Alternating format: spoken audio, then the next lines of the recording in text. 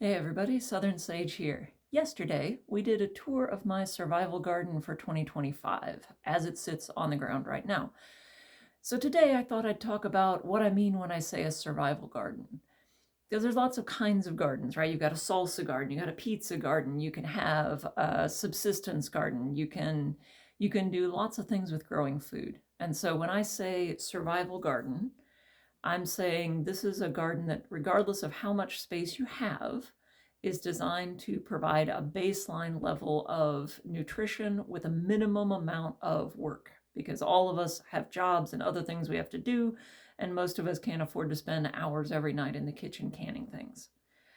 So when I say survival garden, I'm saying whatever space you have, half to a little over half of that space should be planted to things that produce a lot of staple calories that are nutritious and do not require any special care to preserve. So superstars in this category are sweet potatoes, butternut squash, regular potatoes, carrots, turnips, parsnips. So lots of root vegetables, right, where you can either leave them in the ground in the winter, and I'll do another thing on how you keep things through the winter when we're a little more seasonally appropriate. Or that will keep in the refrigerator for months, or that you can dig up and just put on a shelf someplace and have them be good also for months.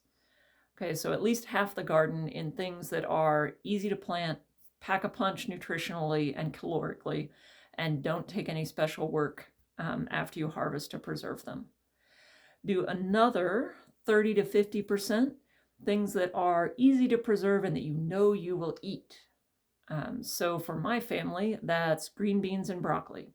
Everybody in the family eats green beans and broccoli. There are plenty of other things that are equally easy to deal with, like green snap peas. I love green peas. I am the only person in my family that likes green peas, so I am not planting very many. But broccoli I can take, cut up, and freeze, and it goes in recipes easily. Green beans I can can pretty quickly. I've done it a lot. And it's worth it to me to have a lot on hand, right? So pick something that's mineral rich. So these are your classic vegetables, and plant another quarter to a third of the garden in those, right? So again, we're not asking for a huge time commitment. And with that last 25-ish percent, you're really looking for things that are fun and things that you want to eat fresh, right? So salad greens, for example. Or summer greens, or cherry tomatoes, right? Grab a handful and just snack on them. So that last bit is also where you'd have fun. Like if you want to try purple carrots or blue potatoes, or that crazy vegetable you've never heard of before and you have no idea if you're going to like eating it, but it sounds really good in the seed catalog. That's what goes in that space.